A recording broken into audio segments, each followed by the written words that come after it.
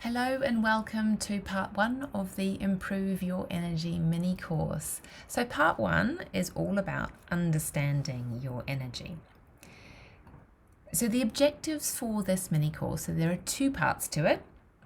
And part one is really about, we're going to be looking at the different types of energy, and in particular, you're deepening your understanding of just how interconnected they are. And then we're also going to have a look at how you can start to be a bit more aware of your own unique energy patterns, and just how those peaks and dips in your energy, how they unfold throughout the course of the day, and just starting to get you to think about what might be causing that, how those peaks and dips, how they impact on your behavior and your choices around what you eat, how motivated you feel to exercise. And then in part two, we are going to look at coming up with some strategies to help you improve your energy. So a little bit about me. My name is Emily Turnbull and I am an energy coach, and I work with women who want to feel more energized and who just want to live healthier and more vibrant lives, notwithstanding that they've got a lot going on in their lives and they're very busy, and it can feel quite difficult to make the time to do everything that you need to do in order to have that energized, vibrant life that they want. And I work with them to. A lot of what I do is around developing healthy habits. So it's looking at what the habits that they have currently, and then looking at how we can try and change those habits to really build up that consistency of healthy lifestyle and healthy lifestyle choices in particular. I also look quite a lot at behavior and mindset as well, because a lot of the time people know what they should be doing, but they're not doing it, and there are reasons for that. And once you start to get into, well, what are the reasons? What are the obstacles? Why is it so difficult to actually make these choices and to be consistent with them?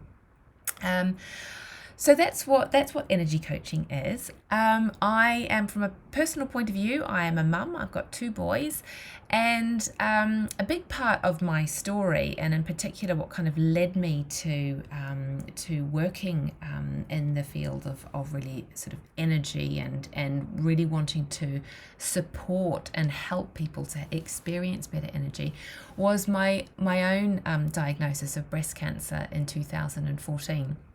Which was when my youngest son was only 4 months old. I had the diagnosis, and then not long after that I was sent for testing for the faulty BRCA gene, and it turns out that I do have the BRCA2 gene mutation. So I underwent chemotherapy and various surgeries for breast cancer, and it was an incredibly challenging period of my life, not only because I was dealing with a cancer diagnosis, but also I had two young boys to be a mum to. So I think it's fair to say my energy was very, very challenged during this period. But I learned a huge amount about how to manage my own energy, and in particular the importance of really looking after my emotional and mental energy as well as my physical energy, and just how important it was to really make a healthy lifestyle really the top of my priority list. And it really not only helped me stay healthy, but it also really helped me keep in a really positive mindset. So that's a little bit about me. So moving on to understanding the different types of energy. Now I've got this little diagram here which I've called the energy equation. And this diagram, which shows you the three circles here, you've got the heart, body and mind. And it's really just there to illustrate the interconnected nature of physical, mental, and emotional energy. And the point I really want to make to you is that it's about trying to, as best you can, keep all of those, those areas as topped up as you can, and that if your energy is low in one area, it affects the other areas as well. So to give you an example, if you think about sadness, so perhaps there is some event, or perhaps you've experienced some kind of loss that causes you to feel sad. Now, if you think about sadness, it's a feeling, but you feel it in your body. You can feel a certain heaviness, and it's quite common for people to feel, really physically quite exhausted if you're very sad, or if you're experiencing grief, and after you've had a big cry, and if you are really struggling with sadness or grief, it can be difficult to even get out of bed. And some people actually completely lose their appetite, whereas others may binge on unhealthy food. And then just in terms of what's going on for you mentally, your outlook of the world can be really quite affected by sadness, and you may feel less optimistic, and perhaps you withdraw a little bit and you feel a bit disconnected or a little bit alone. So it's really just to I give you that example just to show how how interconnected these different parts of there's more to energy than just thinking about, am I tired or not. It really is a body, heart, and mind matter, and it's so important to focus on and take care of all of those different aspects of your energy. So let's have a little look at the different types of energy. So I'm going to start off by talking about mental energy. And now when we talk about mental energy, it's defined as meaning our ability or willingness to engage in cognitive work. So, brain, stuff that requires thinking and stuff that requires your brain to be actively working. And in order to have, in order to be able to do everything we need to do in a day, we need that, when we're kind of really trying to get work done, or perhaps we are, we might be reading something. So when you're in that kind of, that brain work, you need focus, you need clarity of thought. You need the ability to stay alert, process information, make decisions, reasoning, weighing things up, making judgments. So your brain does a lot of work, and it's no wonder that you can feel a bit frazzled sometimes, because there's so much going on. And I think particularly in, with our busy modern lives, we struggle to switch off, and, our brains are just always working.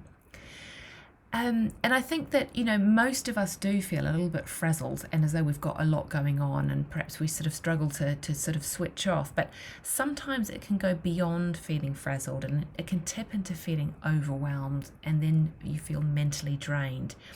And when we kind of tip into that overwhelm and just feeling completely drained from a mental point of view, this could be this could be mental fatigue. And I think it's something a lot of us probably ignore, and we just think it's normal and that we'll kind of get over it. But when you're feeling like this, it is really time to really take your mental health and your mental energy really really seriously, and start to actually start to look after it a little bit. And we'll be talking in part 2 about some strategies that you can maybe think about if you are feeling like your mental energy is running low, or if you know that when stress comes your way, that your mental energy takes a real hit. Okay, so next up is emotional energy. Now, when we're talking about emotions, we experience both positive and negative emotions. So when we're talking about positive emotions, we think about feeling happy, or, feeling joy, feeling love and loved, feeling grateful. And then we've got the negative emotions as well. So feeling things like sadness, feeling loneliness, anger. And there's a full range of emotions, and those positive and negative emotions carry kind of like a positive and a negative energy charge. So if you think about it, when you're feeling really positive emotionally, it's kind of like almost like you're charging up your batteries on some kind of supercharger. And it's, in terms of the energy that you're actually bringing into your emotions, and also the energy that you're putting out. So the people that you're connecting with, they will feel that positive energy coming from your positive emotional state. But when we start to go into more, some of the negative emotions, so when we're thinking about kind of fear or resentment or despair, I liken it a bit like if you've got a laptop where the batteries just doesn't work and it just drains really quickly. And you can, if you've got those emotions and they're there and you're not dealing with them, it can just drain you. It can just pull your energy downwards. So, the reality is that, we all experience both positive and negative emotions, and that is a normal way to be. It's a normal human experience. And in life and over the course of even a day, you'll experience all kinds of emotions and feelings, both positive and negative. And I think the kind of point here is just to really start to be conscious of those feelings, and start in particular to be conscious of the impact that they're having on your energy levels. And in particular, when your emotional energy starts to get low, if you've got a lot of kind of negative, those emotions and those negative emotions, and when your emotional energy is low, it can start to affect your behaviors and things like patterns like comfort eating kind of can start to creep in, and also it can affect your sleep. You stop sleeping so well. Things like negative self-talk can start to creep in too. So it's really just being aware of that emotional energy, and learning to recognize that your emotions, both positive and negative, do have a real impact on your energy, and that it does actually, because of the interconnected nature of energy, it will have an impact on other areas of your life. And the third one is physical energy. And now this is probably the one perhaps we're most familiar with, and most we talk about probably most commonly when we talk about energy. But it's how our bodies feel in terms of energy. So when we sort of say, "Oh, I've got no energy," you might actually be thinking, "Oh, you're just feeling tired, or you haven't slept very well." And the thing is, with physical energy, we know it is really affected by our lifestyle choices, such as our diet, exercise, sleep, but it can also be affected by illness as well. And also stress has a huge impact on your physical energy. And I think we tend to think of stress as being a mental health issue, which it undoubtedly is, but it also affects your body. So when those stress hormones are released into your body, it creates this kind of chemical reaction in your body, and your heart rate starts to quicken, and your blood pressure goes up. And we were all aware of the links between stress and heart attacks, and also too much stress can lead to weight gain around the middle as well. So there are things that we think of which are mental and emotional, have more of a mental and emotional health implications, can really affect our physical well-being and our physical energy as well. And also our hormones have a really big impact on our physical energy. So as I mentioned, you've got there are the stress hormones, so things like cortisol and adrenaline. Those really affect your physical energy. Your thyroid, which is the energy regulator in your body. Things like estrogen and progesterone, which for women these fluctuate over the female menstrual cycle. And for men, testosterone, that has a really big impact on your energy. And if it reduces, it can have a significant impact on just how energized you feel and how physically energized you feel. So I just mention hormones here because they do have a really big impact. And if your hormones are out of balance, your energy levels may well be affected. So that's really just to go through the three types of energy, and hopefully you've got a better understanding now of what they are about and just how interconnected they are.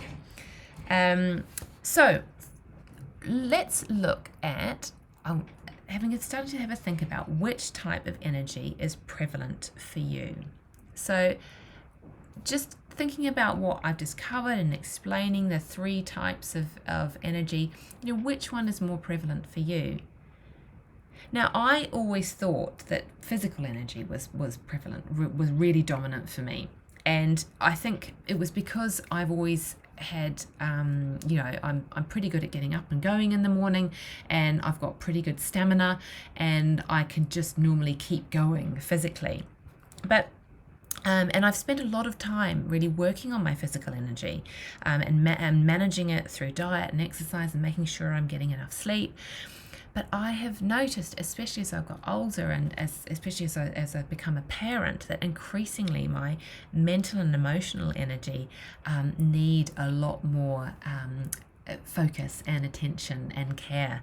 And these are areas that I really have to actively manage, particularly as a parent, because I find that parenting can be very demanding from an emotional and mental point of view, and so it's really important as a parent that you are making sure you're looking after your emotional and mental energy.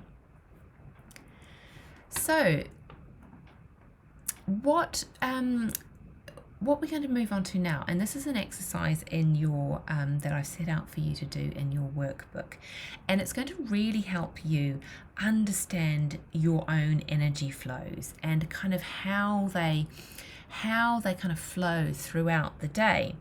And you can actually do this. The exercise in your workbook is going to ask you to do this over the course of a day.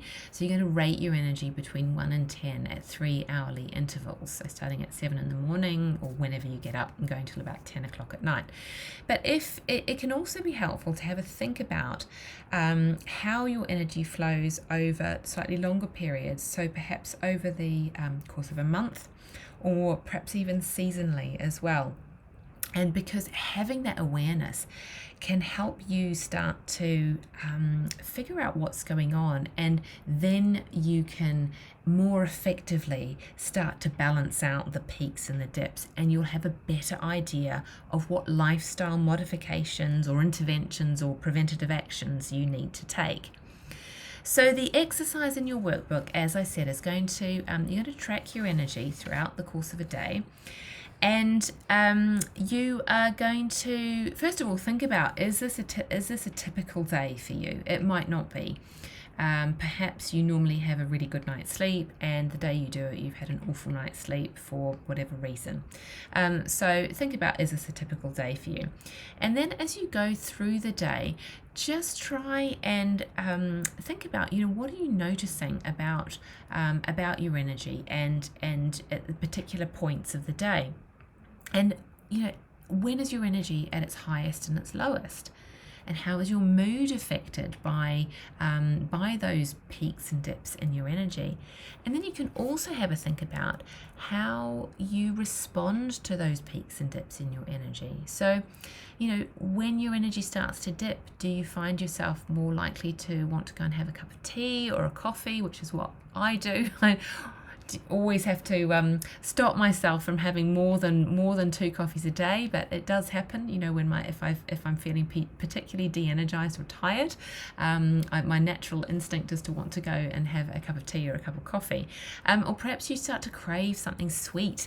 Maybe do you graze at pick at food at certain points of the day, and how does that tie in with your energy levels and where they're at? And as I've said, how's your mood affected? And do you struggle to concentrate at certain times of the day? And then kind of seeing what's going on with how you're feeling energy wise. And then another one you could actually think about is, what time of the day do you most feel like doing exercise? And normally that is when you feel most energized.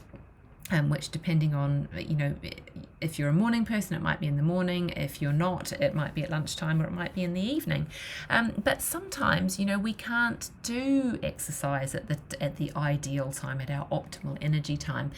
But if you can notice throughout the day, are there other times of the day where you feel maybe not as energized at your, first thing in the morning, if you're a morning person, but is there a time later in the day when you actually think, yeah, my energy's pretty good now. I feel like I could go out and I could go for a run, or I could go and do a yoga class, or go for a really nice brisk walk. And as you're kind of going through this exercise and you're bringing that awareness to your energy, start to think about, which things would you most like to change? Okay, because we're going to be coming onto this in part 2. So start to think about, what is it really about your energy that you'd really like to change? Okay, so just to recap what we've covered in part 1. So we've covered the energy equation, and that the interconnectedness of the heart, body and mind. We've gone through the different types of energy, so physical, emotional and mental energy, and we've gone through with the energy awareness, starting to think about what do you feel is your prevalent energy type, whether it's mental, emotional or physical. And then the second part that we did just today was, or rather you're going to do in your workbook, is to do that energy tracking exercise. So tracking your energy throughout the day and just making those observations. And there are some prompts in your workbook to help you with that. So your action, your homework, if you like, is to do the energy tracking exercise in your workbook. And then part 2 is going to be coming up with some strategies to help you improve your energy.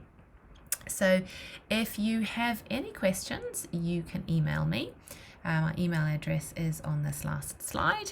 And I would be really happy to give you any pointers if you are not too sure about the exercises in the workbook, or you want a bit of clarification around anything that I've covered in this presentation. Okay, so thank you very much, and I will see you, and look forward to you joining me for part 2. Okay, bye.